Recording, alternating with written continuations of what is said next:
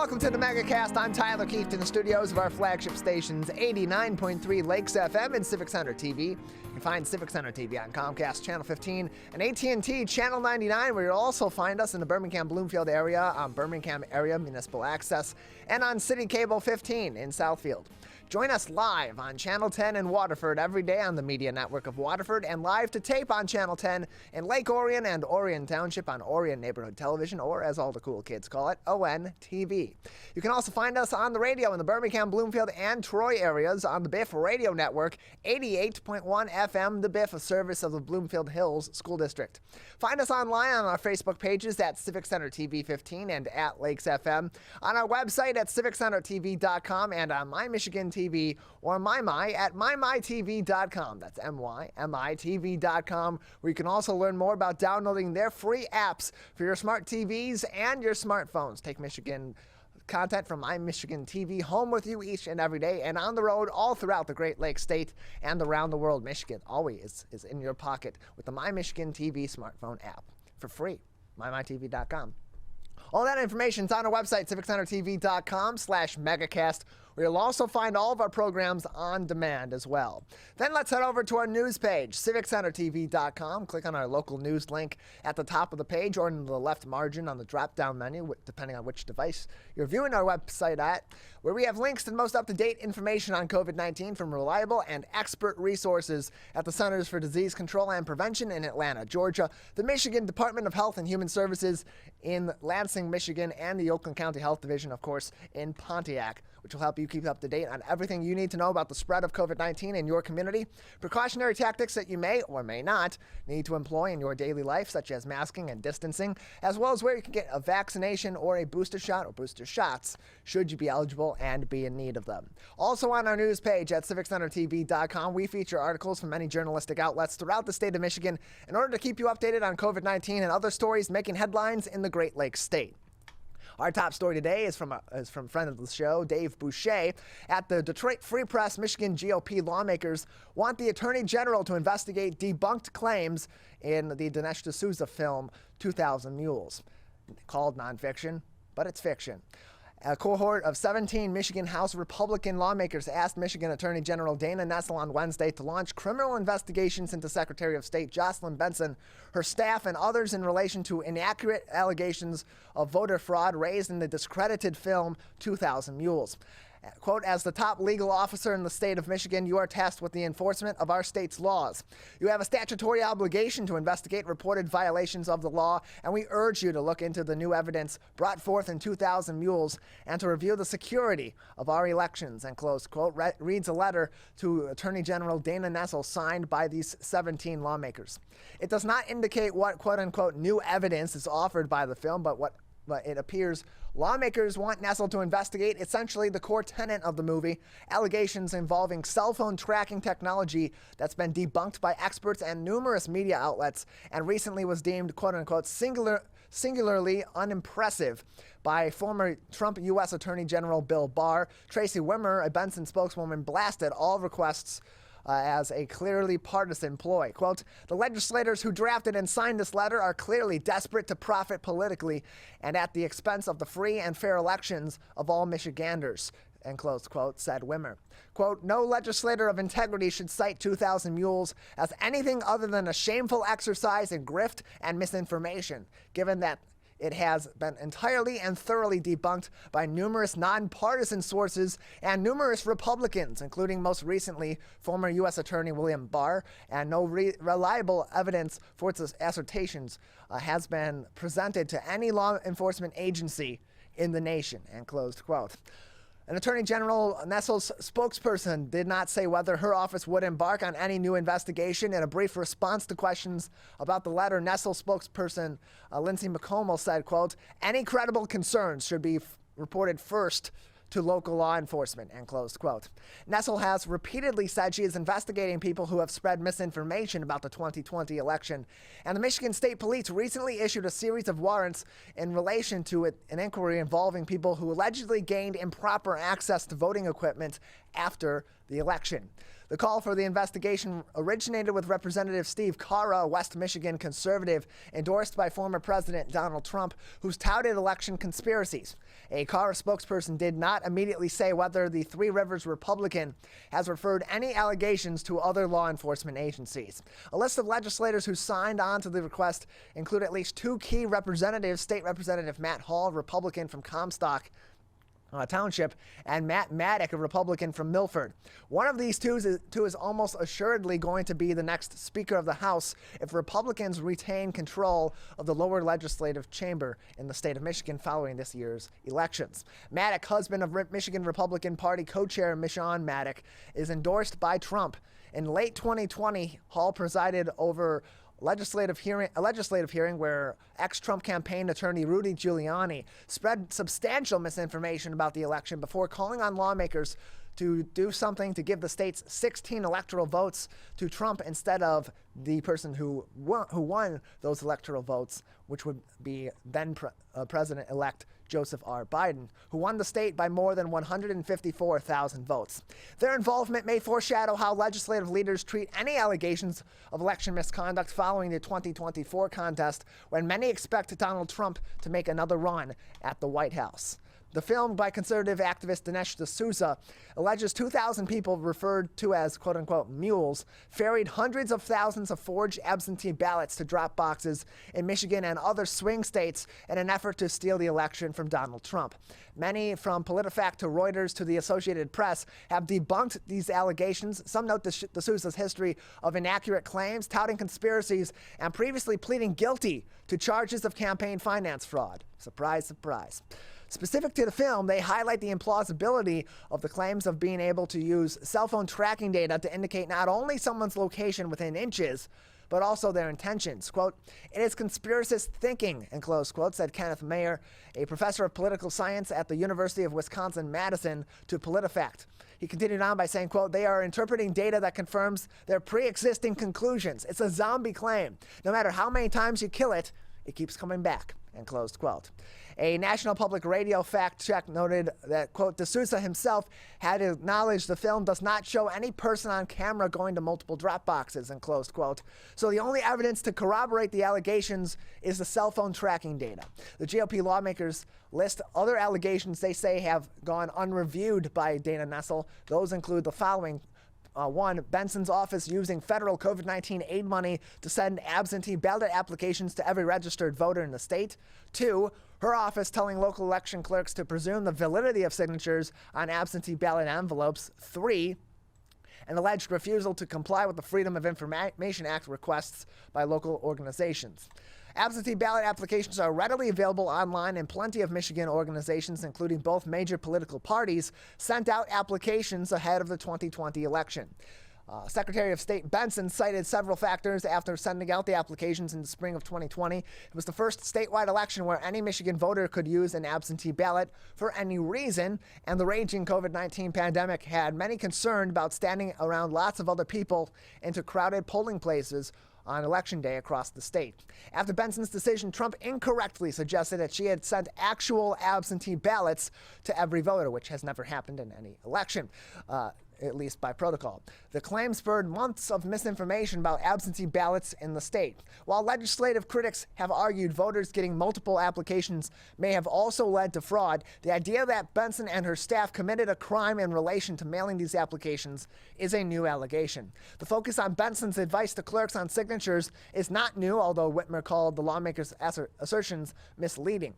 Benson was rebuked by the Michigan Court of Claims in 2021, which determined she incorrectly advised clerks to deem signatures on absentee ballot envelopes as valid. But that was based on a judge's decision that her office did not go through the proper rulemaking procedure before issuing such guidance, not due to the underlying guidance itself.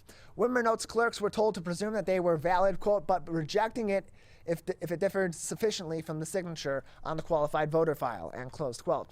Legislators also want Nessel to review local clerks who used funding from the Center for Tech and Civic Life, which received millions of dollars from Facebook CEO Mark Zuckerberg and his wife Priscilla Chan.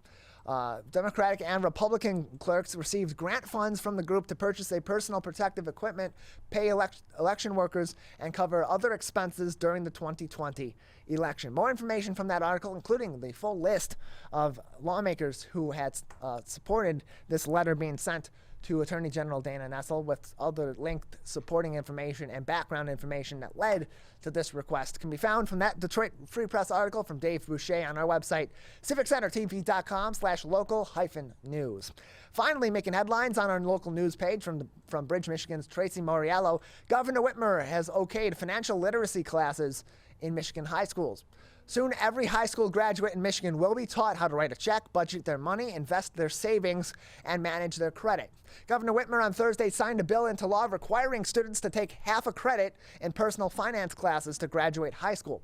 The requirement begins with students entering 8th grade this coming fall. Quote, "As a mom, I want every kid who graduates in Michigan to enter the world with a diverse set of skills and knowledge, and that must include financial literacy," the governor said in a written statement. At the discretion of local school boards, the course could fulfill a half credit in math, world language, or the arts. Currently, the Michigan Merit curriculum requires 4 credits in math, 2 in a language other than English, and 1 in visual, performing, or applied arts. The personal finance requirement could be fulfilled through a career and technical education program that aligns with personal finance content standards. For example, CTE students studying finance already encounter coursework on personal finance goals, investment strategies, check writing, reconciling bank statements, and understanding credit and debit cards. The legislature is also considering a separate bill, which is linked in this article, allowing computer programming to count for a world language credit as well.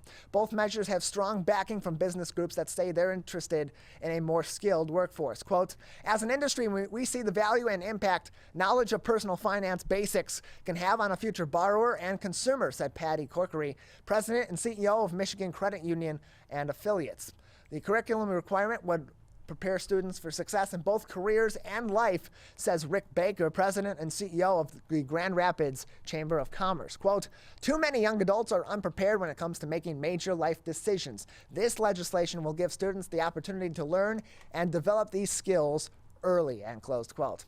Others, though, worry that the bills will reduce local control of curriculum and further crowd out humanities instruction in favor of more technical education. The Michigan Association of Secondary School Principals said financial literacy is important. Still, the group lobbied against the law on the grounds that it doesn't give districts enough flexibility to decide how to deliver instruction. For example, personal finance lessons could be incorporated into existing courses, lobbyist Bob Kefkin said. State Superintendent Michael Rice said that he supports financial literacy instruction, but that it shouldn't require other course requirements that he considers important. Adding new requirements should be up to school districts, which can and often do add local graduation standards beyond the baseline requirements of the Michigan Merit curriculum. Quote, "I think there's a value to taking half a credit of personal finance. I'm not convinced that we should have to choose between personal finance and one of the other course groups. I think it can be both," end close quote. The bill passed the state Senate last month on a 35-2 vote and House last week on a 94-13 vote. Personal finance education means Michigan high school graduates, quote, "won't get caught off guard by the financial decisions that await them," said the bill's sponsor, Republican State Representative Diana Farrington of Utica. Senator Dana Polhanke, a Democrat from Livonia, also supported the measure, saying that when she was a high school English teacher, she would ask her students at the end of the school year what life skills, my apologies, I had a message come through on my phone last second. I'll go ahead and mute that as we continue on here. Polhanke said that when she was a high school English teacher, she would ask her seniors at the end of the school year what life skills they wanted to know about. They most often asked about 2 things, she said, how to change a tire and how to write a check. Often they also asked about credit scores, mortgages, and the difference between credit and debit cards. These kids are begging for these types of skills, Polhanke said. That full article and all of our articles from today's edition of the Megacast on our website, civiccentertv.com/local-news, as well as those ever helpful links to up-to-date and accurate information on COVID-19 from the Centers for Disease Control, the Michigan Department of Health and Human Services, and the Oakland County Health Division. We have a great program ahead on this Friday edition of the Oakland County Megacast. Coming up, we'll be joined by Craig Bryson from the Road Commission for Oakland County. And then at the bottom of the hour, True Martial Arts owner Matt Sikora joins us. That's all up next on the Oakland County Megacast. When times get dark, we can't see the help that's all around us. When you don't know where to turn, let 211 be your guiding light.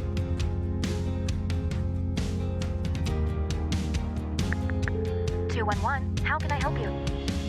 Our guides are ready to connect you with the help you need.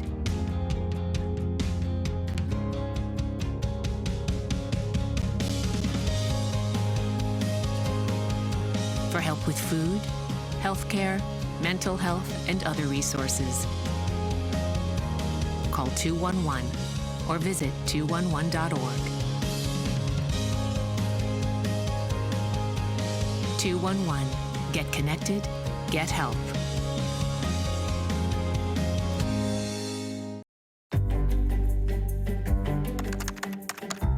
Parents do a lot of worrying. Get your kids caught up on childhood vaccines to protect them from these 14 preventable diseases, and you'll have 14 fewer things to worry about. Vaccines are safe and effective and save lives. So let's get caught up on vaccines and worry about something else. Get the facts at ivaccinate.org.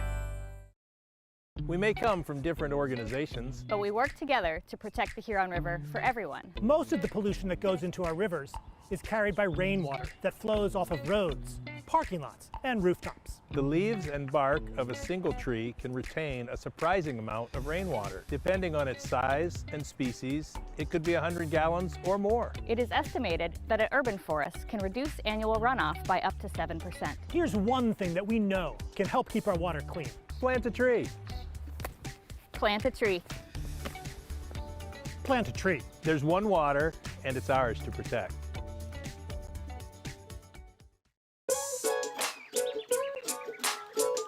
One of the things you can look for in your friends is a change in behavior. These can be big changes, they can be small changes in mood, physical appearance. They may be sleeping less or sleeping more, drinking more, or their eating patterns may be different. One big change that can be pretty obvious is change in motivation. Do they no longer want to play basketball? Do they no longer want to play video games? Now that we're spending more time online and in virtual settings, it's really important to pay attention to the language that your friend is using and the words they're using to communicate. So when we text our friends, are they taking longer amounts of time to respond? Are they not responding at all? You don't have to be an expert to try to recognize these signs. The second that you feel it in your gut and that you're concerned, that's a second to have the conversation and open the door to what might be going on. Today, it is easier than ever to join Michigan's Organ Donor Registry and help build a bridge of hope for organ, tissue, and eye donation. Just one person can potentially save or help improve the lives of up to 75 people. By joining, your legacy could be the gift of life. Sign up today at michigan.gov/SOS or at any of the more than 145 Secretary of State self-service stations located across Michigan. Be part of Michigan's Bridge of Hope by adding your name to the Organ Donor Registry. When times get dark, we can't see the help that's all around us. When you don't know where to turn, let 211 be your guiding light.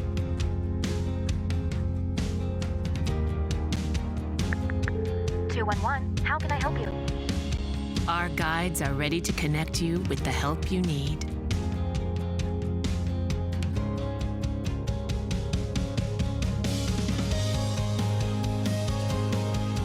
For help with food, healthcare, mental health, and other resources,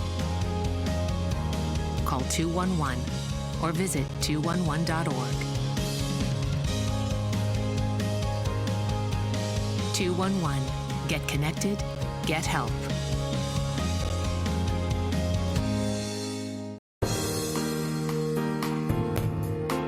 Welcome back to the Oakland County Megacast. I'm Tyler Kieft. Learn more about the program at civiccentertv.com by clicking on our Megacast link, where you'll find information on our entire network of stations, including My Michigan TV. Joining us now is the Senior Communications Manager for the Road Commission for Oakland County, as we are almost officially in the summer season, but definitely are officially in the construction season here in Oakland County and beyond. Craig Bryson joins us now on the Megacast. Craig, thanks for being with us today. Good to be with you, Tyler. And good having you on as well. So let's begin by talking about some of the construction projects in Oakland County. We'll begin with Orchard Lake Road between 13 and 14 Mile. I happened to be driving out that way a couple days ago, took the highway home, and it seems like that is coming along pretty quickly. Can you give us an update on that construction project? It is. It's on schedule. It's really going very well. We've got some of the concrete done on the northbound lanes on the north half of the project. Right now, if you're familiar with that, the southbound side, the western lanes are open to southbound traffic. The northbound side is closed where we're working. We have the concrete curbs poured for the roundabout, which is kind of in the just north of the center of that section. Next week, we'll be doing the asphalt paving of the southern section from the roundabout down to 13 Mile, and it's going very well. They're making good progress for a $13 million road construction project.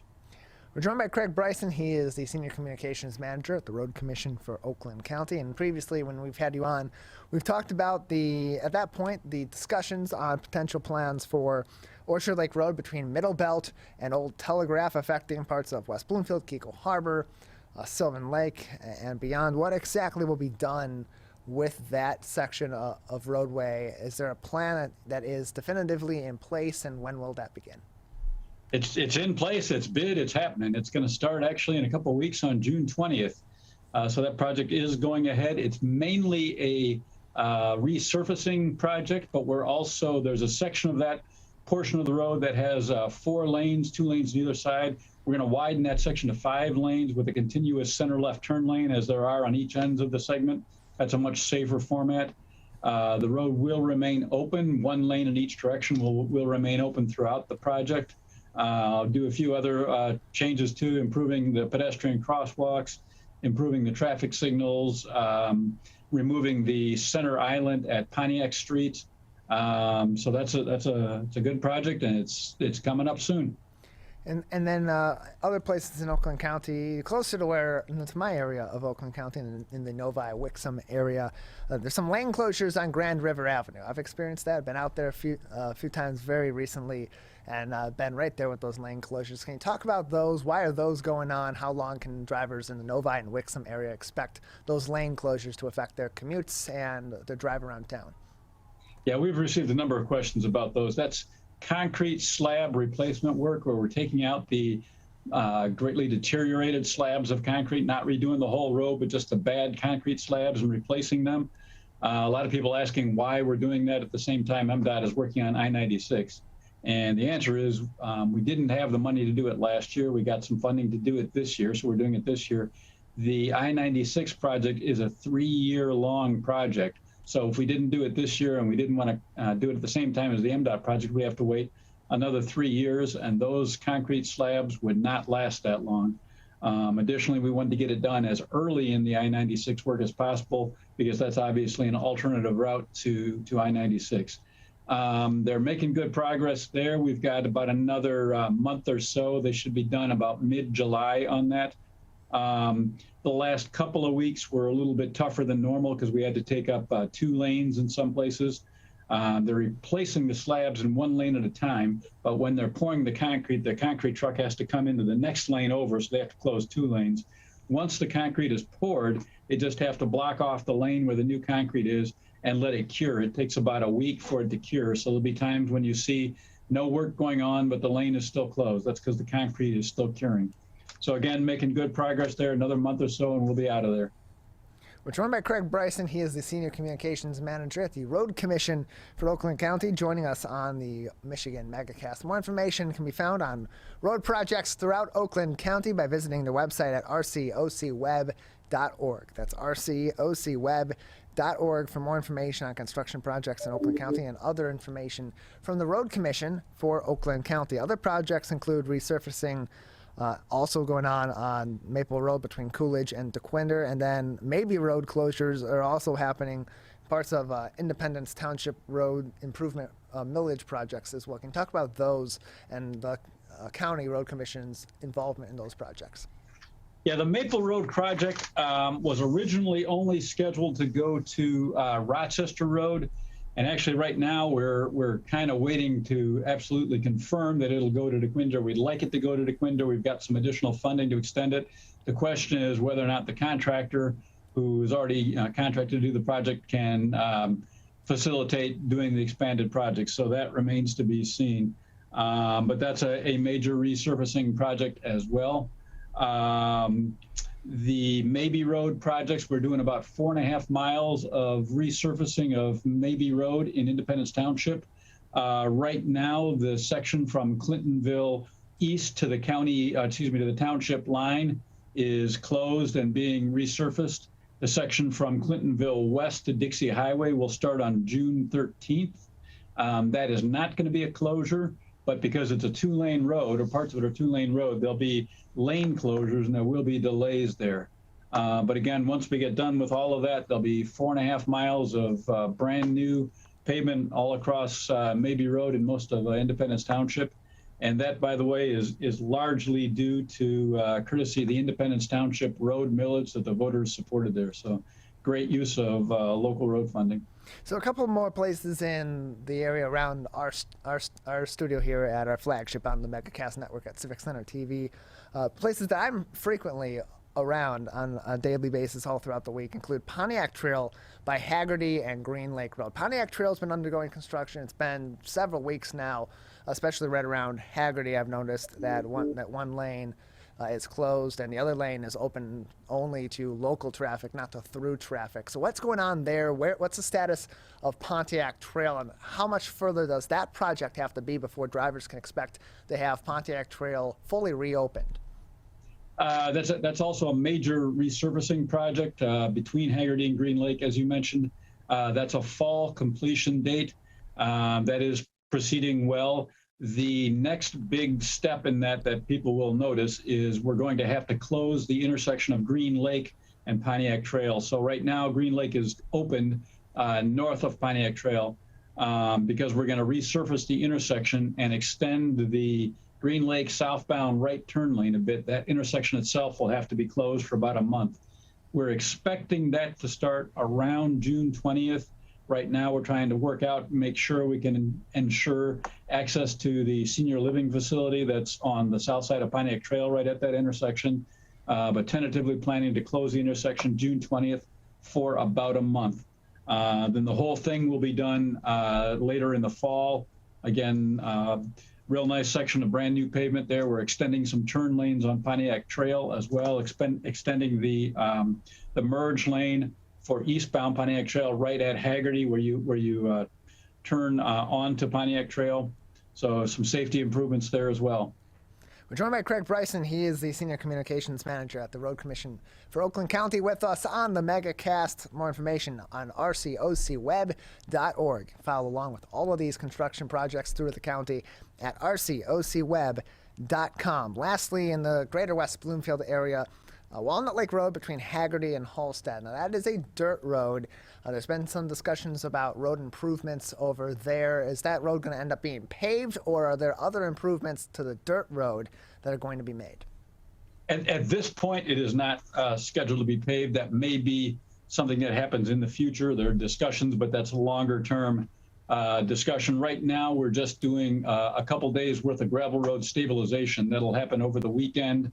We wanted to do it on the weekend when there's not the daily commuting traffic there, but we'll go in, close the road for 2 days, stabilize the road, and then open it back up.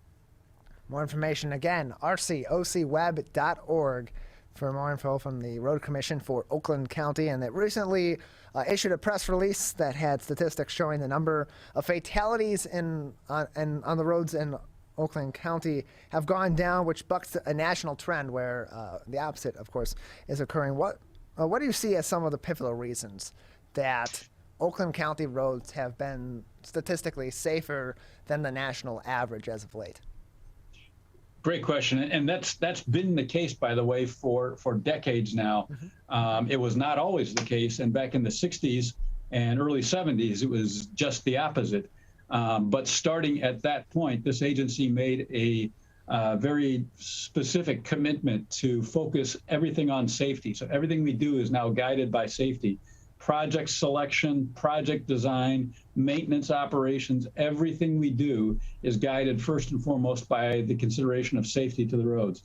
So we do extensive traffic crash analysis to find out where the crashes are on roads in Oakland County, what's causing them, is it road related, is it driver error, what is the issue? If it's road related, what can we do to fix the problem? And those types of issues rise to the top of our project list every year. We do a very detailed analysis every single year of our intersections and all of our road segments to see where the problems are and what we can do. And the addition of things like roundabouts as well have greatly reduced serious injury crashes. So all those things, we were a leader in a number of other things like traffic sign reflectivity, LED traffic signals, so the light bulbs and traffic signals don't burn out nearly as frequently as they used to. Lots of different things that go into making the roads safe, and all that has caused the roads in Oakland County to go from being, far less safe than the statewide average or the national average to twice as safe as the statewide and national average. If our road fatality rate on just the road commission's roads in Oakland County was the same as the statewide average today, we'd have about 26 more people die on our roads every year. And it's really gratifying for us to see those numbers come way down and stay way down. Every year, Oakland County has among the lowest fatality rates of any county in the state, often the number one lowest fatality rates, but at least one or two almost every single year. We're joined by Craig Bryson, Senior Communications Manager at the Road Commission for Oakland County on the Michigan Megacast. More information on the Road Commission from rcocweb.org.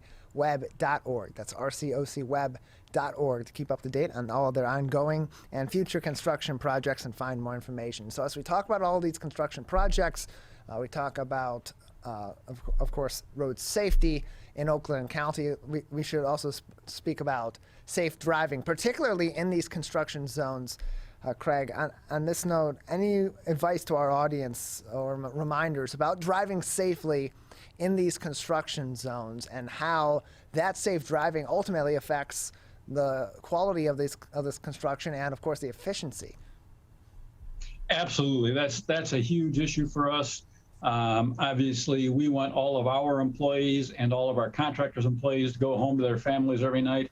Every year we hear about it somewhere in Michigan, a road construction worker is hit. So we, number one, we exceed almost all the safety requirements as far as work zones, setting up work zones with coning off the areas where the workers are, acceleration, deceleration lanes, merging lanes, traffic signs, warnings, that kind of thing. But ultimately, it comes down to the motorists, and we plead with everybody to please slow down in construction zones, especially where there's workers present. Watch all the speed limit signs, obey those construction speed zones, take your time, slow down, pay attention to where the people are, stay off your phones. A few moments looking down at your phone to check a text could mean the difference between somebody's life and death who's working along the road. So we just ask people to please be aware of that and take your time and be very aware of your surroundings while you're in a construction zone. So as you're entering those construction zones, lanes are being cut off. People are going to need to merge from one lane that's closed into the singular lane in some cases, or one of the other lanes in some cases that are open. Does the RCOC suggest utilizing the zipper method in doing so? And in that case, what are your thoughts on those that then get frustrated with that kind of merging and block off that zipper switch lane? We don't actually recommend one particular form of merging versus another. I know some other entities do, and there's been a lot of research. There's also some conflicting research on whether that is actually best or not. That tends to be promoted a lot of times for freeway ramps, for example. Those are a little bit different environment than our construction zones. The bottom line is, law requires that people merge safely, whether it's the zipper format or whether they merge at the last minute, but do it safely. You know, part of the point is that you've got two lanes right up until the lane ends and it merges in. And traffic can move most efficiently when both those lanes are being used. So we just encourage people to use caution, you drive safely, yield to others where you can, and don't be an overly aggressive driver. Craig, any other information that we haven't discussed today that would be important for our audience to know in terms of construction projects, safety issues in Oakland County on our roads? We've covered a lot. The only other thing I would add is that anyone who wants to keep updated on our projects can go to our website and subscribe to our alerts, where you can enter your email or your phone number and receive either texts or emails anytime we put out a notice about one of our projects. It's a great way to stay actively aware of what's going on the roads in Oakland County. Craig, thank you very much for joining us. Appreciate your time, appreciate your insight, and giving us a forewarning on some of these construction projects coming up and ongoing in Oakland County and in surrounding areas that will affect Oakland County as well. We're going to take a break on the Megacast. When we return, we'll talk martial arts with Matt Sikora from True Martial Arts. That's coming up next on the Oakland County Megacast. We may come from different organizations, but we work together to protect the Huron River for everyone. Neighborhood storm drains carry water directly to local creeks and streams. No filters, no treatment. Storm drains also help reduce street flooding when it rains. So clearing storm drains and the areas nearby of trash and leaves helps keep them for rain only. It is easy to do your part by adopting a storm drain. Find a storm drain, check it, and clear it every month. So keep storm drains for rain only. There's one water, and it's ours to protect. If you are struggling to afford internet service for your household, there's a new government program that may be able to help. It's called the Affordable Connectivity Program, and it provides up to a $30 monthly discount to qualifying households.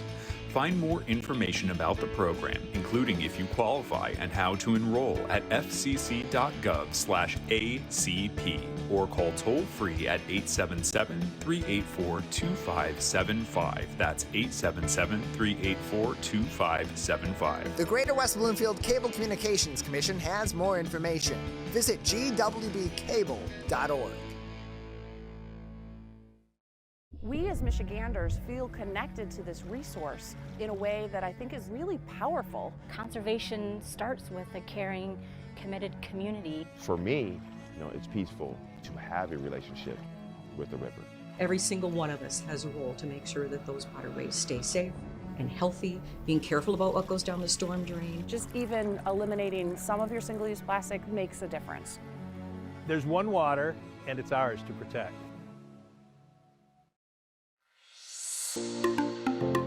Did you know that nearly 3.31 million Americans don't get their annual checkup?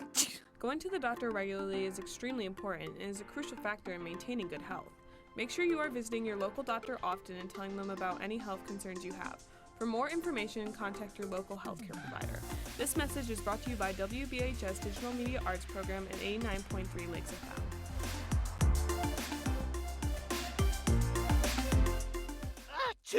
If you are struggling to afford internet service for your household, there's a new government program that may be able to help. It's called the Affordable Connectivity Program, and it provides up to a $30 monthly discount to qualifying households. Find more information about the program, including if you qualify and how to enroll, at fcc.gov/ACP, or call toll-free at 877-384-2575. That's 877-384-2575. The Greater West Bloomfield Cable Communications Commission has more information. Visit gwbcable.org. People are getting out to walk and bike in higher numbers. More vulnerable road users and higher speed traffic can be a dangerous combination. Crash severity has increased, so if you're driving, be sure to slow down and look for people. There's no need to speed. If you're biking, ride with traffic. If you're walking, avoid stepping into the road if possible. If you have to walk in the street, walk facing traffic. Learn more at walkbikedrivesafe.org.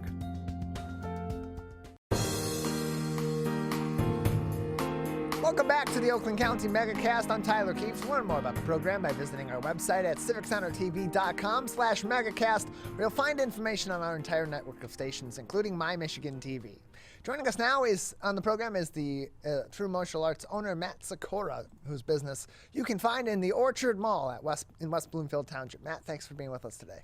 Thank you for having me, Tyler. I'm excited to be here. Yeah, appreciate having you on with us. So first, tell us a little bit about your background and what was your inspiration behind opening True Martial Arts in West Bloomfield? Well, my background is that I'm a lifelong martial artist, and I was one of those kids that had tons of energy, and my parents couldn't figure out what to do with me and what a good way to channel that in a positive way. Signed me up for martial arts. And it's a pretty short story because I've been with it my whole life and have been exploring different martial arts. And after graduating business school in 2009 from Michigan State, decided to open my own martial arts school. And we've been in business since 2009.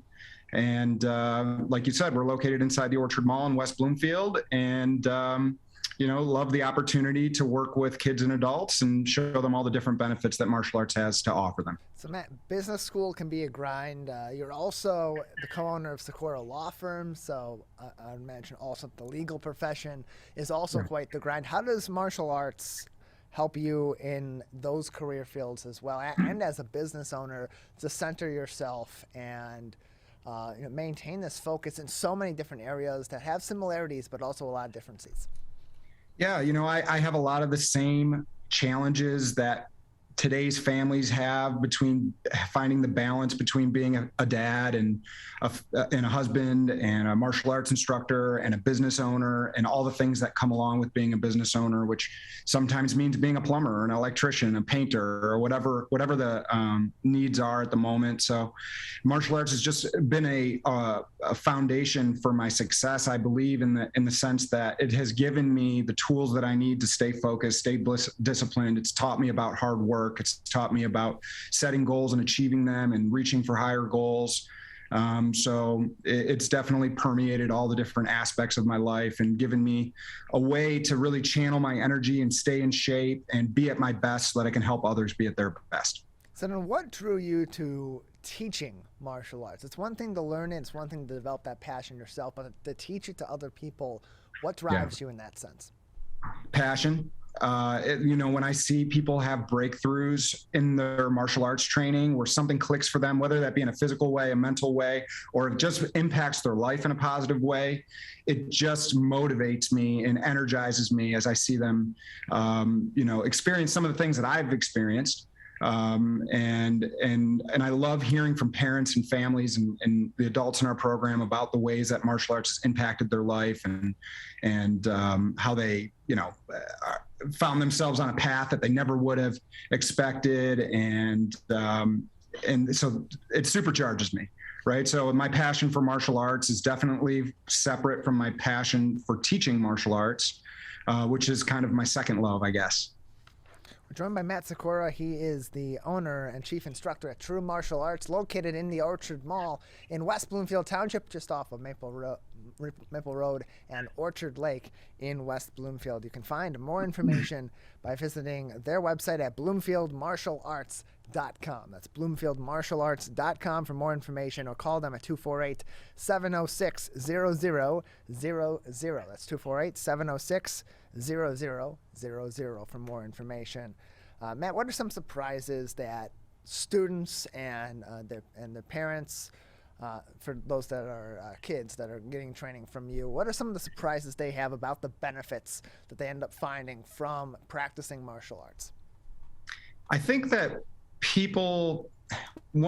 people knew the benefits that martial arts could provide them, whether they be a child or an adult, this place would be flooded with people. And, so they come in with some preconceived notions about what martial arts is, what that experience is going to be like. And I think a lot of times they're surprised by how drastically different it is than maybe what they expected, right? So I think the first day in, it's definitely surprising. I think, in a lot of people's minds and the people that I've spoken with, the beginners in our program, it's mostly punching and kicking and it's good exercise, but there's so much more to that. There's so many different aspects of the martial arts that that bleed into other areas of their life. And I think that's the first surprise. The second surprise is, in our case and at our school, is the sense of community that they find here. It's a really positive sense of community here with really positive people, positive influences for kids, a great sense of community for our adults in our program. So I think they came in thinking that they were going to get exercise or learning to defend themselves or to lose weight or whatever, or to teach their child focus and discipline. And then they found themselves in a new family here. So I think those are the first two things that stand out the most. If you were to ask one of the parents in our program, or if you were to ask one of our adult students, I think that's how they would answer. I don't think that they would have answered with, oh, I was looking to adopt a new family, but that's kind of what we are here. And that's probably the biggest surprise. We're joined by Matt Sikora. He's the owner and chief instructor at True Martial Arts, located in West Bloomfield Township. You can find them at the Orchard Mall, just off of Orchard Lake Road and Maple in West Bloomfield Township, just right there in the heart and the beginning of their town center district. More information on their website, bloomfieldmartialarts.com. That's bloomfieldmartialarts.com for more information to learn about their classes and other programs as well. And when like you said, when so many people, when they're considering martial arts, or when they enter into a program to learn the martial arts, they're thinking about self-defense. They're thinking about how they can use punching and kicking, as you said, to defend themselves against an aggressor. But there's also such a sense of calm that comes and focus that comes with practicing the martial arts. Can you speak on that and how that is a focal point in the teaching and the practice of martial arts? Well, like you said, people expect they come in and they're going to learn the martial sciences, the punching, kicking, blocking, striking, throwing, sweeping, grappling, in our case, weapons defense. But there's actually 4 areas that we focus on with our program. The first is the attitudinal and character development piece, right? About teaching people how to have a success attitude, teaching them about respect, the kids about, being polite and having listening skills and focus and concentration. A lot of that is done as a byproduct of the training, but a lot of it is also addressed specifically at the end of our class as we have discussions. We call them mat chats, where we sit the kids down and we talk to them about different topics, whether it be bullying, focus, perseverance, mental toughness, things that all parents want to see their kids have. Schools expect the kids to do, but maybe not, they don't have the tools on how to explain it or teach it or have them practice it. The second area would be self-defense and personal safety. We teach them how to handle bullying situations, avoiding negative situations, rules of personal safety, handling peer pressure.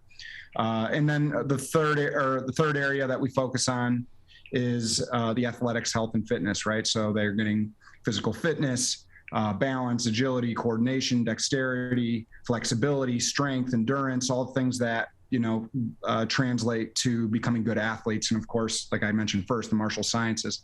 In terms of the ways that we deliver that, with the kids' classes, a lot of times it's disguising some of these lessons into fun games for the kids where they're learning these topics. And like I said before, a lot of times it's just addressing it head on and having a conversation about it, asking good leading questions to the kids and letting them discover some of these answers for themselves. We're joined by Matt Sikora. He is the owner of True Martial Arts, located at the Orchard Mall in West Bloomfield. More information, bloomfieldmartialarts.com. That's bloomfieldmartialarts.com for more information. And Matthew, there's so many different forms of martial arts that are being taught in a number of different places all over the local area and including at True Martial Arts. What form or what practices of martial arts are you teaching if people want to explore some different options? Yeah, it's a great question, Tyler. And we offer a wide variety of different disciplines of martial arts, all with a kind of a different focus. The first program that I'll highlight is our karate program, which is kind of our bread and butter as we started out. So karate is kind of what you would normally think of. I guess what people normally think of when they think of martial arts, people in their fighting stance, like punching, kicking, blocking, striking, all standing up, learning to defend themselves in that way. And we have those programs for kids as young as 4 years old, all the way up through adults. Another program that we offer here is Brazilian Jiu-Jitsu, And Brazilian Jiu-Jitsu is more like a submission grappling. So if people are not familiar with martial arts, it would look more like wrestling, but with more of a self-defense focus, where people are learning to grapple on the ground and how to defend themselves from the ground. We offer a Krav Maga program for teens and adults. A Krav Maga is an Israeli martial art that focuses on hand, stick, knife, and gun defenses. It's more of a military style martial art. In our program here, it's taught by a full-time police officer that is an expert at Krav Maga, but also brings a lot of real life situations from his work that he'll bring into the school and share with the students to allow them to learn from his experiences. And we also offer Muay Thai kickboxing. So kickboxing is done with boxing gloves on in a ring. It's a combat sport, and a great workout. And so we try to provide all these different opportunities for people to experience the different disciplines that we offer to make them a well-rounded martial artist and to be able to defend themselves. They've got to be able to do that standing up. They've got to be able to do that in a ring. They got to be able to do that on the ground, on the street, in the school, on the mat. So we try our very best to provide them all these different options to ensure that they're well-rounded in their skill set. Parents are looking, now that we're into the summer months, to keep their kids engaged and learning over the summer, and especially activities that can be fun and educational at the same time. What sort of summer programs do you offer at True Martial Arts? Well, we're actually, our program runs year round, so people can jump in at any time, but summer's a great time to do it because we're offering a trial program that's just for the summer, where people can come in, they can try all the different disciplines of martial arts for the summer months. So if you're looking to get your child involved with the martial arts, this is a great time to do it because this is a great, low commitment, come in for a couple months, get to experience what the martial arts is like and see if it's going to be a skill that you want to continue on with year round. We're joined by Matthew Sikora, the owner and chief instructor at True Martial Arts, located in West Bloomfield Township. You can find them in the Orchard Mall on Orchard Lake Road, just before Maple Road, just north of Maple Road in West Bloomfield Township. More information can be found on their website, True Martial Arts' website, BloomfieldMartialArts.com. That's BloomfieldMartialArts.com, or give them a call at 248-706-7000. That's 248-706-0000 for more information. I know you're also very involved in the local community in West Bloomfield. How does that translate to your purpose behind your business, but also the practices that you're teaching at True Martial Arts? We teach our students to be leaders, right? And that's, so we do our very best. And I say our entire instructor team does our very best to exemplify that and to be a good example for our students. And part of that means doing our duties and obligations to go out into the community and try to make a positive impact in some ways, right? So there's a variety of different ways that we do that. But and more than anything else, we want to make sure that, one, we're providing those opportunities through our school, because we do have a large school here, to go out and take part in volunteer opportunities. But just like I said, making sure we're setting an example, and doing that in our everyday lives, never asking our students to do things that we wouldn't do ourselves. We're joined by Matthew Sikora, the owner of True Martial Arts. He's also their chief instructor at True Martial Arts, joining us on the Oakland County Megacast. More information can be found on the website, BloomfieldMartialArts.com. Matthew, before we let you go, anything else we haven't talked about today about True Martial Arts or your business offerings and programs, or anything else that you would like to say? Just to remind people that it's never too late to start a martial arts program. It's never too early to start a martial arts program. We want to make sure that people understand that when they come in, if you're coming in for your child and your 4, 5, and 6 and 7-year-olds, I want to make sure that people understand that we're teaching martial arts as a skill that they would use to defend themselves. That we try to make that very clear in the beginning about what that means, what self-defense is, what self-defense isn't, and that no matter what age you are, that the skills that you learn as a part of your martial arts program, you carry with you for life, and you carry with you onto the soccer field as a child, and into swimming class, into school, into your home life. So, don't wait to get in shape to come in and start a martial arts program. Don't wait till your child is a little bit older to come in and start a martial arts program. Start early.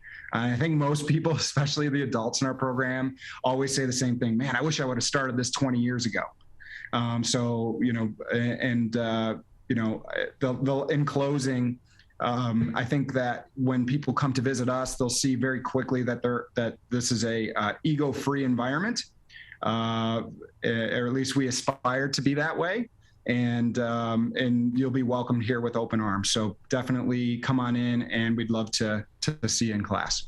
BloomfieldMartialArts.com is their website. And you can also call them at 248-706-0000 for more information. Matthew, thank you very much for joining us.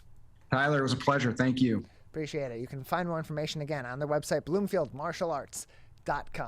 We're going to take a break on the Megacast when we come back on your radio homes for the program 89.3 WBLD Orchard Lake and 88.1 WBFH Bloomfield Hills. We will kick off the Michigan Megacast talking to Rick Bloom from Bloom Advisors, who is also a financial author and writer and columnist for Hometown Life newspapers. That's coming up next on the Michigan Megacast. Today, it is easier than ever to join Michigan's Organ Donor Registry and help build a bridge of hope for organ, tissue, and eye donation. Just one person can potentially save or help improve the lives of up to 75 people. By joining, your legacy could be the gift of life. Sign up today at michigan.gov/SOS or at any of the more than 145 Secretary of State self-service stations located across Michigan. Be part of Michigan's Bridge of Hope by adding your name to the Organ Donor Registry. When times get dark, we can't see the help that's all around us. When you don't know where to turn, let 211 be your guiding light.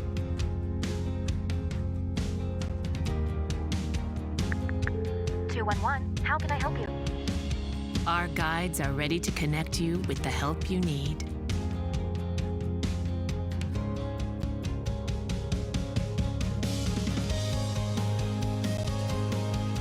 For help with food, healthcare, mental health, and other resources, call 211 or visit 211.org. 211. Get connected, get help. If you are struggling to afford internet service for your household, there's a new government program that may be able to help. It's called the Affordable Connectivity Program, and it provides up to a $30 monthly discount to qualifying households. Find more information about the program, including if you qualify and how to enroll at fcc.gov/ACP or call toll-free at 877-384-2575. That's 877-384-2575. The Greater West Bloomfield Cable Communications Commission has more information. Visit gwbcable.org.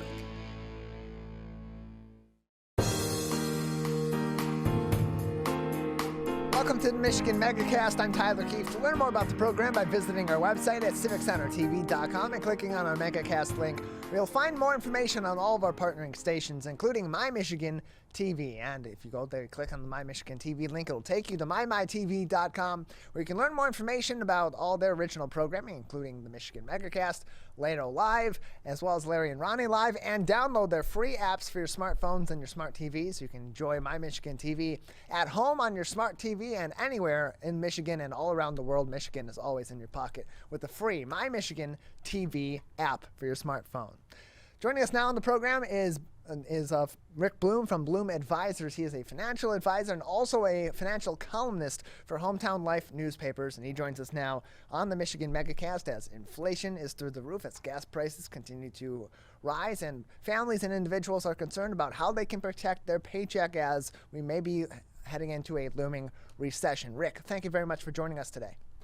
Well, thanks so much for having me. It's always a privilege to be here. I appreciate having you on the program with us. So we heard so much about all these different factors that are going into our current economic state here in the U.S. and certainly in the state of Michigan, whether it be gas prices, the prices of goods going up, inflation. So that just a general question would be, what is the state of our current economy at this time? Are we is it in good shape? Is it in bad shape? Somewhere in between, that we are maybe teetering between good or bad? Yeah, we're in that flux period right now. And it's important to realize that the economy is different than the stock market. And the reason is we measure the economy by GDP, and that takes into consideration all economic activity. 40 to 45% of all the economic activity in this country is small business. Well, the markets don't reflect small business. And so our economy is struggling right now, for a few different factors. One, which is surprising, is that some employers still can't hire employees. So especially a lot of small businesses are hurting, and we've seen it with restaurants closing early, changing hours of operation, is that they can't find people. And that really is hurting the economy. And then obviously inflation is the major problem right now. And that's, a supply and demand issue. There's limited supply and there's huge demand. And it was thought that maybe last summer we would see the end of inflation, but unfortunately it's still around this summer, and it's going to be around with us for a while.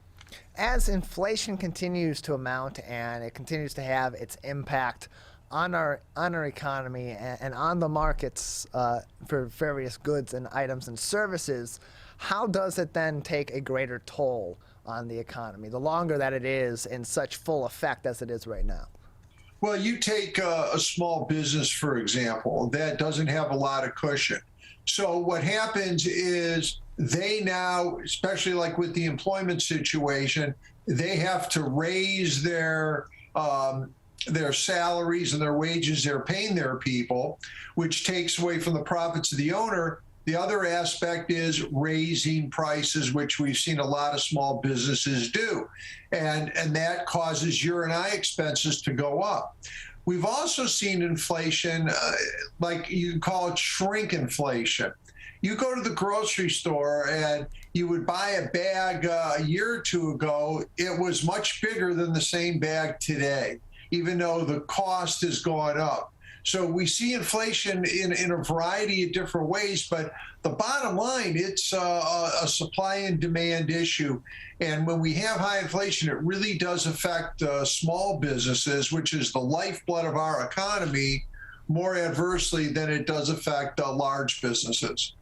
We're joined by Rick Bloom from Bloom Advisors, joining us on the Megacast. He is the financial advisor and also a Money Matters columnist with Home Life newspapers, joining us on the program today. And so, Rick, as we hear more about inflation, often the next thing we're hearing about, or something we're hearing about alongside inflation when it is in full effect and it's in the news, is recession. Can you explain to our audience what that may not be fully aware of what recession means, what it is, how an economy gets into recession, and how do they get out of it? Well, the recession is an economic slowdown. We measure GDP, which is gross domestic product, which is the value of all goods and services consumed in America. When that number goes down for 2 quarters in a row, that's when they say it's an inflation. So it's a technical thing. It does appear that our economy is probably going to head into a recession next year. But I would tell people not all recessions are the same. We forget that 2 years ago we went into a recession at the beginning of the pandemic, and then it was over before anyone knew it. Things have a way of turning around relatively quickly. So I would tell people, just because we may go into a recession, that doesn't mean that you should panic or anything of that nature. Recessions are not normal, but they're not abnormal. And again, the last one we went through was 2 years ago and only lasted a month or two. So not all recessions are the same. And so as you mentioned that, Rick, and I think is maybe part of the issue where people have such concern when they hear recession is they go back to the last major recession we had, the Great Recession, right around the time and shortly after the time of the housing market crash in 2008 and around that time. And as they hear about that, they worry about their financial future. They worry about their ability to provide those basic needs for themselves and certainly for their families. So as they are approaching a potential for a recession, even if it's a short one like we had a couple of years ago at the beginning of the COVID-19 pandemic, what precautions financially can people and families make to shoulder the load of a recession and the potential issues it could cause in their finances, or at least hiccups in their finances? I tell you, the most important thing during a recessionary period is to get a hold of your expenses. You can't control your income, but you can control your expenses. And the sooner you can become more efficient with your expenses, that's going to get you through this recession. You know, one thing I always tell people is go through all those streaming services that you subscribe to. Determine which ones do you really need. I know people that have 3, 4 streaming services they never use anymore. So start getting rid of that. But for the average person, the way to get through this recession is to get a hold of your expenses and become more efficient with how you spend your money. Decide what you really need. That's what gets people through recession. And one of the things when you mentioned, you know, the Great Recession, one of the things that where our economy's in a different position was back then, people were and corporations too, were very highly leveraged. Well, balance sheets are improved these days. And, you know, we're not seeing the same type of carnage back then because people losing their houses, the whole bit. Most people have refinanced, they have equity in their homes. So from a fiscal standpoint, we're in a better position to handle a recession, the average person is in the average business, than we were before the Great Recession. If you remember, before the Great Recession, you know, you saw ads, borrow 125% on the value of your house, do this, do that. And we're not seeing that. And with so many people having low interest rates on their mortgages, they're in a much better position to handle this recession.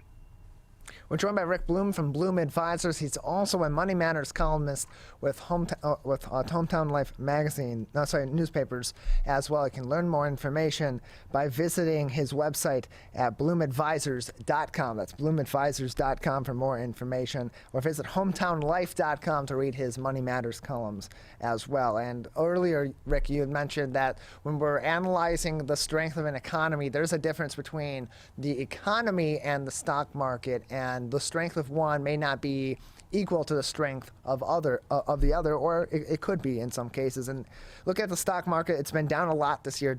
Nasdaq down nearly 25%, a quarter in 2022. S&P 500 is in a 6-week losing streak, and is down about 16% below its all-time high. How do you assess the current state of the stock market, since you've already touched on the general economic state? You know, the stock market is volatile, and what inflation is doing to the stock market is eroding corporate profits, and then it's creating this fear aspect. And you have a lot of people selling out, which creates, a supply and demand issue. The supply goes up, demand goes down, so prices are going down. There's a little bit of a panic out there today, and so the market is a little weak. But I would remind people 2 years ago, March 2020, the markets were down in the dumps. You know, we were losing 2,000 points a day, which was a significant number, and everything looked bleak. Well, by the end of the year, markets had regained all their losses. So markets can turn around relatively quickly. We go through these periods of volatility, and sometimes they're not rational. You know, and when you do things in the short term, you know, it's almost like gambling. So yes, the market is, having its trouble. But I would tell you, let's say that you're someone who just graduated college, starting your first job. I'm saying now's the time to invest your money for sure. You know, we always tell people, you know, like me, I go shopping when stores have sales. Well, Wall Street's having a sale, and so people should look at taking advantage of it. It's just not investing new money, but also one of the things people should do, Tyler, is to look at doing Roth conversions. Because you do a Roth conversion now, you're going to pay a lot less tax than if you did it at the end of last year. So I think what people need to do is look at taking advantage of these times as opposed to trying to predict when the market's going to turn around. We've had many recessions. We've had many downturns in the market. 100% of the time, the markets have always come back, and they'll come back from this. So people should look at trying to take advantage of the down market we're having right now. And, one of the things that hurts the market is rising energy prices. Here in Michigan, we're now over $5 a gallon for gas.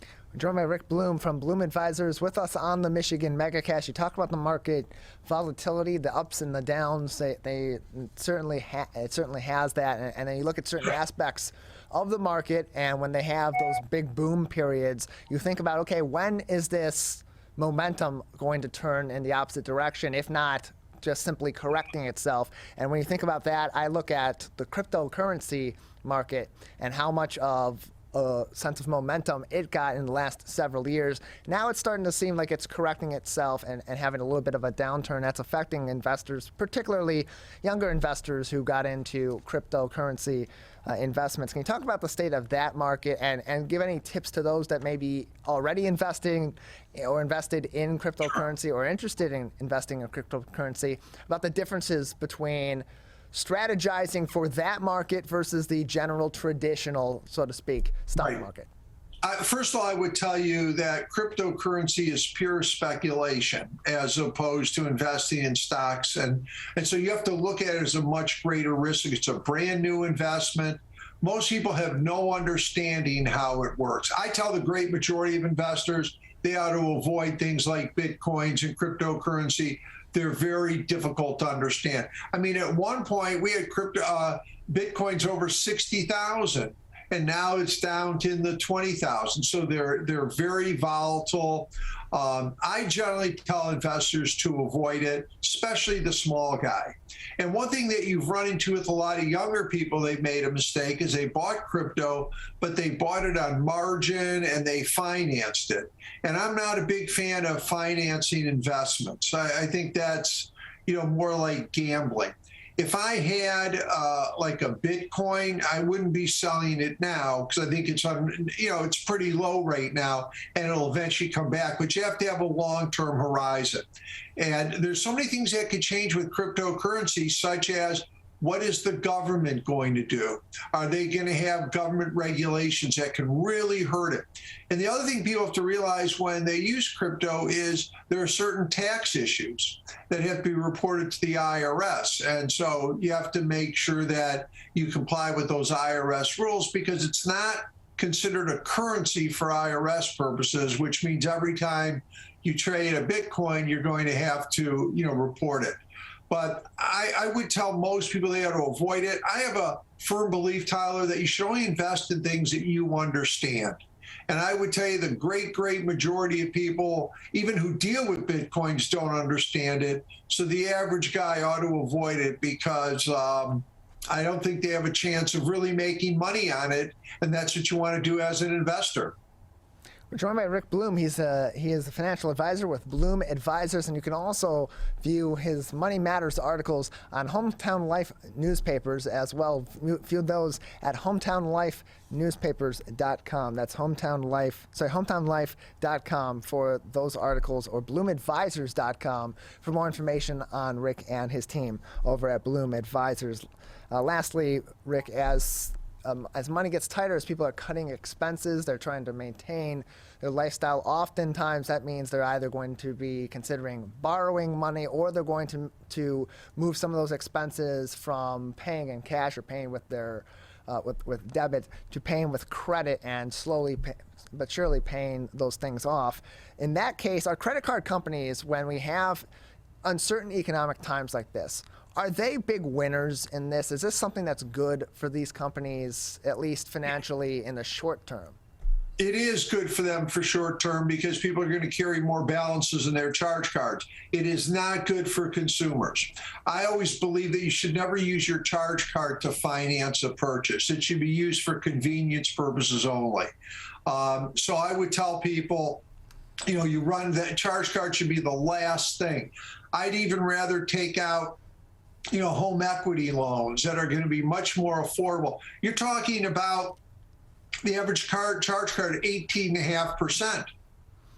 And it's just hard to get out of that. So I think people should not be using their charge cards as a means of financing. They ought to be looking at all sorts of other options. Charge cards, and if you're going to use a charge card, make sure you shop it around and look for, one that charges less interest, because it's worth the extra hassle to shop it around. So at least if you're using a charge card for financing, you're paying somewhat reasonable interest rates. Yeah, it's a great tool also for building your credit score. If you use if you use it correctly, and then that can also help you lowering your interest rates not only on that charge card but on other expenses as well. And it's important for you to realize not all charge cards are the same. If you're someone that pays your bills all the time, on time, the interest isn't important. The perks are. On the other hand, if you're someone that always carries a balance, the interest rate is probably the most important thing. So it's important to know how you use your charge card, so when you shop it around, you can find the right charge card for your own individual situation. It's all the more reason why financial literacy being required in high schools now, as per Governor Whitmer signing that into law yesterday, is that much more important. But in the meantime, you can always get your financial literacy further education as time goes on and learn more helpful tips and tricks to navigate inflation and a potential recession in your finances from Rick Bloom by reading his articles, his columns at Hometown Life newspapers. We've been joined by Rick Bloom from Bloom Advisors on the Megacast. Thank him very much for being with us today. We're going to take a break on the Michigan Megacast. When we come back on the other side, we'll be speaking to the co-chair of Courts Matter Michigan and past president of the National Council of Jewish Women Michigan. Susan Marwil joins us next on the Michigan Megacast. Whether you're the city, the county, or the Huron River Watershed Council, we work together to protect water resources for everyone. Most of the pollution entering our rivers is carried by rainwater that runs off roads, parking lots, and rooftops. A rain garden helps catch stormwater runoff. Rain gardens and their plants help dirty runoff soak into the ground. You can do your part to help keep our water clean. Learn about rain gardens and native plants. So consider a rain garden in your home landscaping. Catch the runoff with a rain garden. There's one water, and it's ours to protect. I couldn't breathe at all. There was lots of talk about putting me on a ventilator. I thought I was gonna die. I was 39 weeks pregnant and had a scheduled C-section. During that time, I got COVID and was hospitalized for a month. I had a blood clot in my lungs. It caused me to go into right-sided heart failure. I was really scared. I kept texting my husband and my mom, telling them how scared I was, and I was worried that he was gonna grow up without a mom. And then I was worried if, when I did get home, that he wouldn't know who I was. Being 27 and a mom and a wife and having that all almost taken away from me. It's scary, and if a vaccine can prevent that from happening, why not? Get your vaccine. I don't want this to happen to anybody else.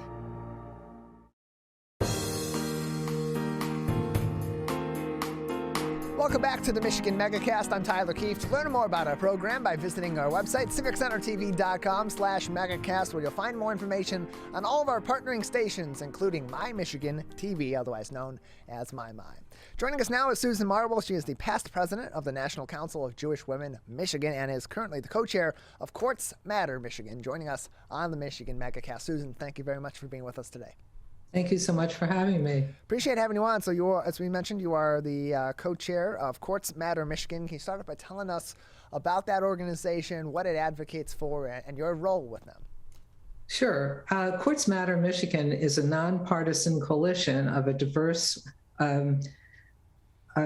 organizations united in their efforts to ensure a well-functioning federal judiciary composed of qualified judges who are committed to upholding our core constitutional values, such as equality, freedom, and justice for all.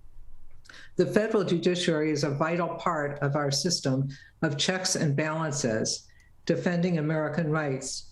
Federal judges who have lifetime appointments make decisions about every aspect of our lives, including the quality of the air we breathe, the water we drink, to workplace safety, fair pay, our reproductive rights, consumer protections, and whom we can marry. So it's a really important piece of education that we're trying to convey to our community and the public.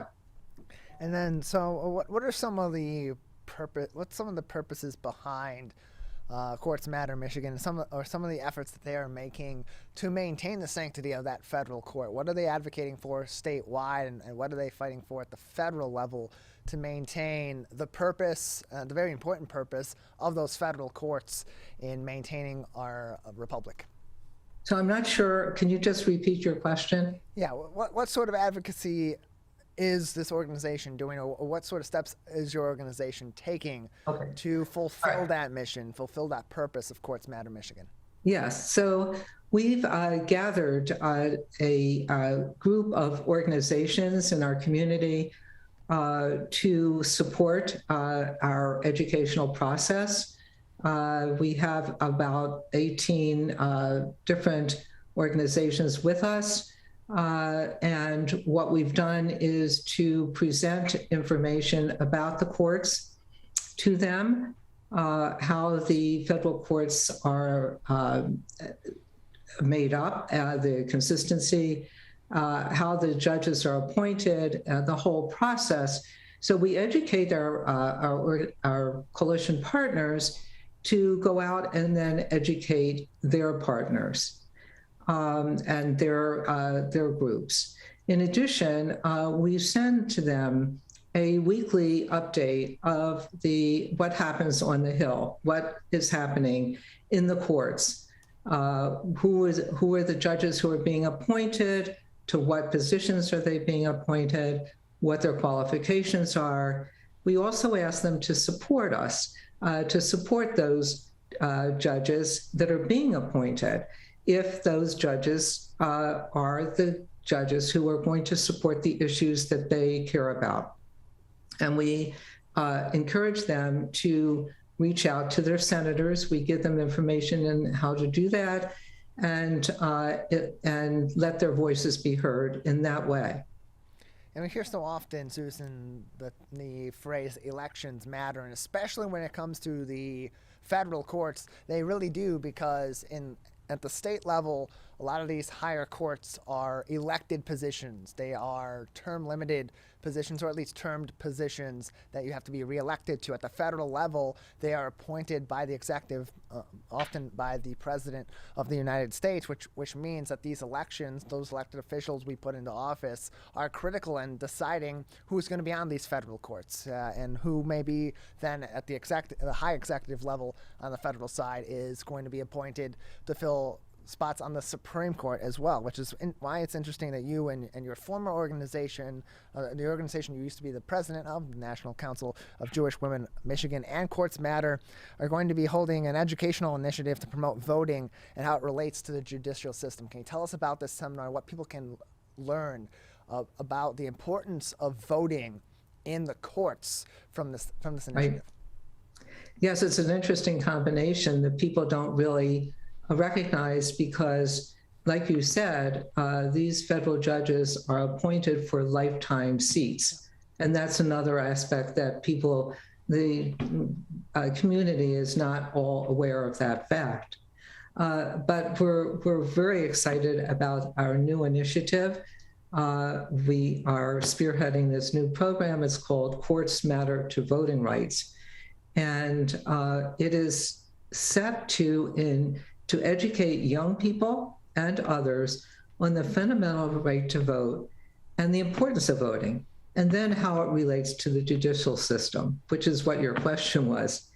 The program's offered through an informative PowerPoint, and this PowerPoint, I'm just going to tell you about both parts of it, and then I'll try to explain the answer to your question. Section 1 of the materials focuses on voting and voting rights. This section explains why it is important to vote, how voting rights were obtained, what laws are being passed to expand and restrict voting, and what actions can be taken to protect voting rights and free and fair elections. Part 2 provides information about the federal courts and focuses on their role, how court decisions affect one's life, how federal judges are appointed to lifetime seats, and why they matter to voting rights and other issues. So the way that they're connected, the way that I see them connected, is that when we go out and we vote for a candidate, we hope that we are choosing a candidate who supports our issues, the issues that we care about. Our senators that we vote for are right in the driver's seat when it comes to federal judges.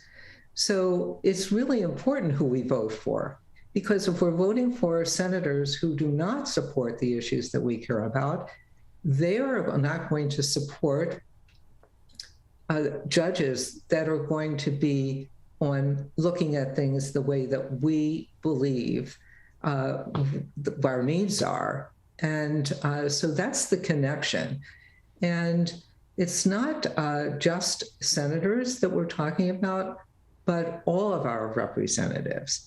We have tried to build into this PowerPoint presentation the importance of voting for school board or librarian or any other type of voting possibility. All of these seats, no matter what they are important to all of us, because they are whoever we elect is going to look out for interests. We want them to be our interests. So that's the crux of the connection. And I think that there's a really strong connection. It is really important to make those connections and really understand on a broad scale just how your votes and a state's senatorial votes can really affect these judgeships at the federal level. Because while the person that is elected president of the United States is making these appointments, the appointments aren't final. They are then checked. The check and the balance that is there in our Constitution gives that power to these senators to make the decision whether or not these judges are going to be confirmed for those appointments in those seats, not just on the Supreme Court, but on many of the federal courts as well. We're joined by Susan Marwil. She is the co-chair of Courts Matter Michigan and the past president of the National Council of Jewish Women Michigan, joining us on the Michigan Megacast. And as we see more issues being deliberated on at the federal level, and certainly there's been so much news in the past several months about the leaked draft decision letter regarding Roe versus Wade. Do you fear that at the federal level, especially, but really across the board,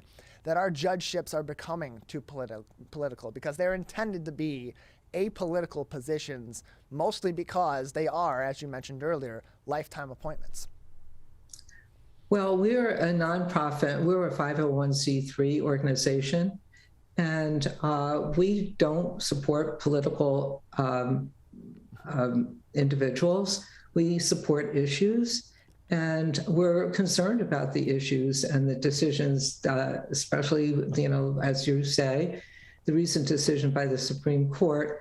I think that just highlights the need for judges who uphold the core constitutional values and who are fair and independent. And the judgment that's coming sometime soon, if it is going to wipe out Roe v. Wade, I personally don't believe that's really looking out for the greatest good. And I don't think that it's a decision that's fair, that's a fair decision. And I don't think that it supports constitutional values. So I do believe, though, that we are going to try to get young people, especially our target was young people, but our initiative is designed for everyone. We would like them to learn about the process by which these judges are appointed and how their vote can assist in this process and achieve their goal of appointing judges who are going to look out for their interests. So how's your organization, how is Courts Matter Michigan going about reaching that younger audience? Are you going to colleges and universities, going to high schools, a little bit of both? And if so, how can those programs be engaged with by educators at those levels? We're reaching out to a lot of the groups in the different colleges, the community colleges and high schools, seniors.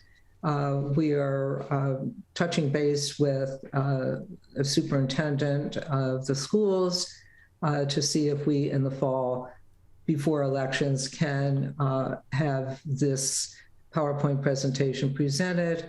We're reaching out to civic teachers and hopefully getting them to use the PowerPoint presentation. We are also asking our coalition partners to look out to find groups to use the presentation with. It's free. We have handouts, we have a script, we have a facilitation guide that all goes along with it. So it's a very easy presentation to use. It's user-friendly and extremely informative. We are looking for more ways that we can spread the word and get this program out. So we would love to have anyone assist us. And if you have an idea or you'd like to use it yourself, I invite you to either write to courtsmattermichigan@gmail.com, or you can call 248-355-3300, extension 8, and we will be happy to hear from you. Again, that email address, courtsmattermichigan@gmail.com, courtsmattermichigan@gmail.com, or you can call the National Council of Jewish Women Michigan. Phone number 248-355-3300, extension number 8, 248-355-3300, extension number 8, to get in contact with the National Council of Jewish Women, which is the organization that is powering Courts Matter Michigan. We're joined by the co-chair of Courts Matter Michigan and former president of the National Council of Jewish Women of Michigan, Susan Marwil, on the Michigan Megacast. Susan, just another couple minutes with you before we'll say goodbye today. Anything else that people should know about Courts Matter Michigan at this time, or what are some other ways that individuals can get involved as well with your organization and help spread the message that you are spreading in our communities? Well, I think by talking about it, and also the individuals are free to reach out to that Gmail account, that Gmail address, or to call. We love all the help that we can get to get this out. We would be happy to share it with you if you will let us know. Susan, we appreciate your time. Thank you for telling us about Courts Matter Michigan, your advocacy, your message, and how people can get in contact for more information and to give this presentation, particularly to those young first-time or second or third-time voters as we head into election season. Appreciate it. Thank you for having me. The email again, courtsmattermichigan@gmail.com. That's courtsmattermichigan@gmail.com. Phone number 248-355-3300. Extension number 8, 248-355-3300, extension number 8. Courts Matter Michigan is powered by the National Council of Jewish Women of Michigan. We're going to take a break on the Michigan Megacast. On the other side, we'll talk to one of over 300 charities and nonprofits supported on the Share Detroit platform. That's coming up next. You're watching and listening to the Michigan Megacast. Can I ask you a question? Why did you get your kids vaccinated? It was hard for them to social distance, to be isolated from their friends.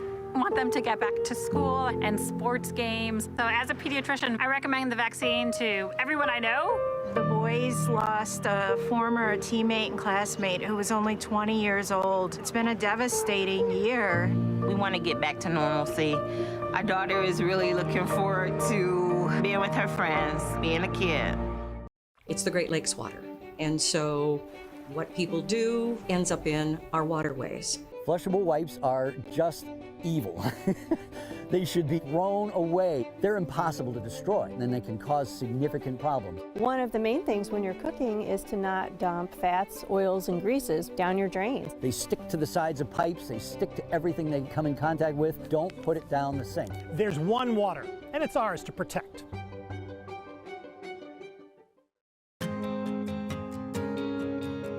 When times get dark, we can't see the help that's all around us. When you don't know where to turn, let 211 be your guiding light.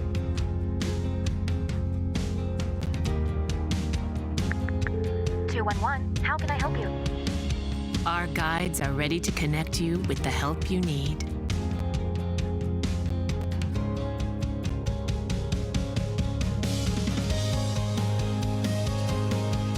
For help with food, healthcare, mental health, and other resources. Call 211 or visit 211.org. 211. Get connected, get help. We may come from different organizations, but we work together to protect the Huron River for everyone. Neighborhood storm drains carry water directly to local creeks and streams. No filters, no treatment. Storm drains also help reduce street flooding when it rains. So clearing storm drains and the areas nearby of trash and leaves helps keep them for rain only. It is easy to do your part by adopting a storm drain. Find a storm drain, check it, and clear it every month. So keep storm drains for rain only. There's one water, and it's ours to protect. If you are struggling to afford internet service for your household, there's a new government program that may be able to help. It's called the Affordable Connectivity Program, and it provides up to a $30 monthly discount to qualifying households. Find more information about the program, including if you qualify and how to enroll at fcc.gov/ACP or call toll-free at 877-384-2575. That's 877-384-2575. The Greater West Bloomfield Cable Communications Commission has more information. Visit gwbcable.org. We as Michiganders feel connected to this resource in a way that I think is really powerful. Conservation starts with a caring, committed community. For me, it's peaceful to have a relationship with the river. Every single one of us has a role to make sure that those waterways stay safe and healthy, being careful about what goes down the storm drain. Just even eliminating some of your single-use plastic makes a difference. There's one water, and it's ours to protect.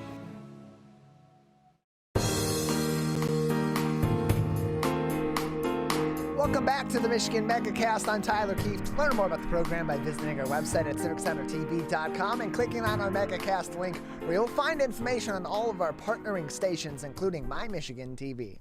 Joining us now is one of 300-plus charities and nonprofits in the Metro Detroit area supported on the Share Detroit platform. Angelina DeNardo is the program officer at the Lisa DeNardo-Pete Polk Memorial Foundation and joins us now on the Michigan Megacast. Angelina, thank you for being with us today. Thank you. Appreciate having you on. So first off, give us a little bit of background information. Who were Lisa DeNardo and Pete Polk, and what services are provided, or resources are provided by their Memorial Foundation? Yeah, so our foundation, we're a nonprofit 501c3. Lisa was my mom. And my dad, sisters, and some very close family friends began volunteering in our community as a way to keep our families and friends connected after losing my mom and my dad's best friend, Pete. So we started by pooling our resources and decorating, a local foundation near us. And we would start by doing Christmas parties with foods and gifts for the kids. So after doing this, we started to figure out we wanted to start a foundation. So after losing our mom to breast cancer in 2013, we experienced our own loss as a family. And my dad's sisters and I understood how important it was to have someone in your corner through those difficult moments in life. And so Pete Polk was my dad's best friend, who I unfortunately never got to meet. But from the stories and memory told, he was a great dad, a friend, and uncle figure. And like my mom, Pete passed away young and leaving 3 children and a young widow on their own to recover from an unbelievable loss. So working with children in foster care and families who are struggling with trauma and poverty was something both our mom and Pete would be proud of. And that's what led to the creation and mission of our foundation. So many resources have to go into providing that support to these families and especially to these children who are in the foster care system. What sort of partnerships does your foundation have in order to make these resources, A, be available, but also be effective in supporting these individuals? So we have community partners, and some of them, to name a few, we have Methodist Children's Home Society in Redford, who we do a lot of work with, Avondale Youth Center in Zanesville, Ohio. So we have a lot of partners, we would say. And we partner with most of these groups to help them provide services, resources, and experiences to children and families who are responsible for fostering. In Michigan, there are roughly about 13,000 kids in foster care or a residential facility due to abuse or neglect. And we partner with these groups because they are only funded and equipped to provide the basic needs of all these children. But for a child to thrive, they need more. And we want to do this part to support foster families that provide loving homes to kids and facilities that care for and prepare these kids to transition to independent living and adulthood, or if and when they do find a forever family of their own, or if they don't. Especially for those older kids that are going into the foster care system, because they have such a greater awareness on just a basic level, at the very least, of what is going on in their life, where they're going, what the foster care system is. And even for the younger kids who may have some understanding of that or none, so much of going into the foster care system can be in and of itself traumatic, or can be rooted, as you even mentioned, with thousands of kids because of abuse or neglect going into the system in trauma. What sort of mental health resources are provided through your organization and its partners to these kids in order to support them on the mental health side as they're going through these processes? So first of all, our foundation's mission is to provide financial support and advocacy to children and families in need. And like all nonprofits, we can't deliver our programs without financial support and donations. Donations can be made online, or you can shop our wish list. But as for support, mainly finding people to donate and help us out, getting volunteers to come and spread the word for that.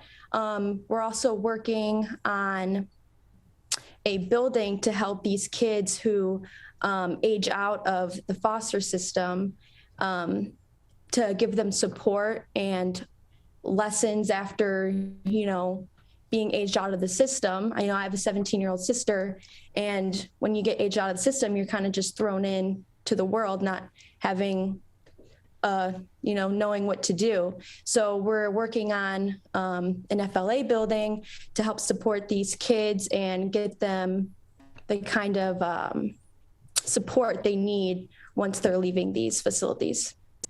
On that note, because there seems to be such unfamiliarity with beyond the basic level of the foster care system, what goes on in the foster care system and what results often come from the foster care system, especially for those, like you said, who age out of the system and the circumstances they often find themselves into, whether it be in Michigan or in other places. What are some things about the foster care system that you wish the general public had better knowledge of, so that they would be able to find it in their hearts a lot easier to provide the supports that are so necessary for programs like your organizations are providing?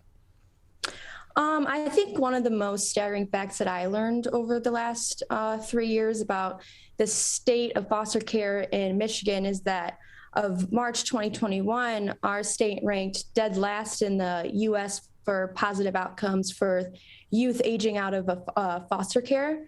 And there were about 14,000 youth aging out of the system across the U.S. last year alone. And here in Michigan, we struggled to connect kids aging out with education and vocational opportunities that are available to them. And 70% of the kids who age out in West Virginia receive educational financial assistance nationwide, 23% in here in Michigan, and that number is 1% here. And I'm in that age group, and just being a few years out of high school, you know, I needed my family to guide and support me in making after high school decisions and job choices. And these kids rely on the state case managers, mentors, and communities to help them. And in Michigan, only 49% of the kids who age out of the foster care system will earn a high school diploma or GED. And statistics shows that 24% of them will either be homeless by 19 or incarcerated. We're joined by Angelina DeNardo from the Lisa DeNardo-Pete Polk Memorial Foundation, joining us on the Michigan Megacast. More information can be found in a couple of places, either DeNardo-Polk Memorial Foundation.org, that's DeNardo-Polk Memorial Foundation.org, or by visiting sharedetroit.org, clicking on their Find a Nonprofit section and using the search function there to search for Lisa DeNardo-Pete Polk Memorial Foundation, where you'll find more information on the organization, including their website, including volunteer opportunities, including ways that you can donate to the organization, including some items that may be of great use to this organization, as well as 301 other charities and nonprofits in the Metro Detroit area. On that note, Lisa, if there are opportunities to support the organization, of course, financially is exceedingly important, as you've already mentioned, for so many reasons in providing these resources. But beyond that, what are some other critical ways, especially at this time, that people can support your organization and its mission? You can find us at, obviously, DeNardo-Polk Memorial Foundation, and you can help shop our wish list and come out and volunteer. You can also search us through Share Detroit, too, and you can find many foundations through there. But I would mainly say coming out to volunteer and donating are some of our biggest things, especially coming up. We have summer programs that we need backpacks and diaper drives for. So those are our big ones coming up. And so if people do want to donate for the backpacks and for the diaper drives this summer, they can do that through Share Detroit, through your wish list, I would assume. Mm-hmm. And also, if they are unable to access that, what are some other ways that they can go about providing those supports if they would like to do so? If you want, you can also come in to us. We're located in downtown Plymouth at 474th Avenue. We're suite 502-3, and we're always here Monday through Friday. So there are multiple ways, especially looking through Share Detroit. There are multiple ways. If you don't want to come to volunteer, you can shop just through the wish list, or there are many ways to be active. Again, the website is DeNardo-Polk-Memorial-Foundation.org. You can also find them, as Angelina said, in person, 470 Forest Avenue, Suite 502-3, Plymouth, Michigan 48170. For more information, you can go, again, to their website, DeNardo-Polk-Memorial-Foundation.org, or ShareDetroit.org to learn more about them and 301 other charities and nonprofit programs throughout the Metro Detroit area as well. Angelina, just a few more minutes before we'll say goodbye today. At this time, is there anything else that we haven't discussed yet today that would be important for our audience to know about your organization, or other ways they can get involved and help you? So outside of our annual programs, we have a program that we called Building Community Project, and we work to raise funds throughout the year, allowing us to select a large project that we will benefit the community in a way and that aligns with our mission. And this year, our project is to provide a state-of-the-art digital media center to the children and families at the Fostering Leadership Academy here in Metro Detroit. And we are providing laptops, iPads, smart boards, collaborative spaces in the new media center to support the students and teachers so they have all the resources they need and a hands-on experience. And we couldn't accomplish a project like this without the generous support of our community. Also wanted to thank you guys for the opportunity to letting us share today, and Share Detroit for connecting us with opportunities like this. We participated in their annual summer kickoff last Saturday, which was phenomenal, and we were reaching out more volunteers and supporters than we could on our own. Angelina, thank you so much for joining us. Appreciate your time and telling us more about the Lisa DeNardo-Pete Polk Memorial Foundation. Thank you. You can find more information about the foundation by visiting Share Detroit's website, sharedetroit.org. Go to there, find a nonprofit section, and search for Lisa DeNardo/Pete Polk Memorial Foundation, where you'll be able to learn more information about, of course, their wish list items, so you can donate some of those items they need for their backpack drive and for their diaper drive this summer, as well as volunteer opportunities, and of course to donate to the organization to help support these many programs and resources that they're providing to those affected by the foster system in the state of Michigan, or in the foster care system, especially those who are soon to age out or recently have aged out of the foster care system. You can also find more information on the Lisa DeNardo-Pete Polk Memorial Foundation by visiting their website at DeNardo-Polk-Memorial-Foundation.org. DeNardo-Polk Memorial Foundation.org. Their physical location, again, 470 Forest Avenue, Suite 502-3 in Plymouth, Michigan. That is going to do it for this week's editions of the Oakland County and the Michigan Megacasts. Of course, you can always find us on demand on our website at civiccentertv.com. Just click on the Megacast link. That's either at the top of our homepage on your computer web browser or on some mobile devices. It's either going to be at the top of that homepage, dead center, or it's going to be on the left margin in the drop-down menu. Just click on Megacast. It'll take you to our Megacast page where you can learn more about our program, find links to each and every one of our partnering stations, and learn more about what they do in the 22 other hours of the day, Monday through Friday, that they're not joining us live to tape, or replaying the Oakland County and Michigan Megacasts. That's also where you can find all of our programs and each interview on demand. CivicCenterTV.com/Megacast. Also highly encourage you to go to our local news page at CivicCenterTV.com, where our flagship station, Civic Center TV, is providing you up-to-date information on COVID-19 linked directly to the Centers for Disease Control and Prevention in Atlanta, Georgia, the Michigan Department of Health and Human Services in Lansing, Michigan, and the Oakland County Health Division in Pontiac, as well as the most up-to-date articles from many journalistic outlets across the state of Michigan. They are linked on that page. You click on the headline, you click on the thumbnail picture, it'll take you directly to those articles so you can read more information, supporting materials, and of course, if you have the means to do so, we highly encourage you to subscribe to these publications and support local journalism all throughout the Great Lakes state. Big thank you to our crew that makes this program possible 5 days a week, 2 hours a day, every single week. Calvin Brown, our technical director, with me in the studio for the full 2-hour marathon, Monday through Friday, where we're also joined via Zoom by our Zoom producer, Jared Clark, at the office of My Michigan TV in Troy, Michigan. Also a huge thank you to the king of television himself, Larry Nyland, our producer, who books this program each and every day and helps the guests and us be ready for informative conversations on a number of different topics.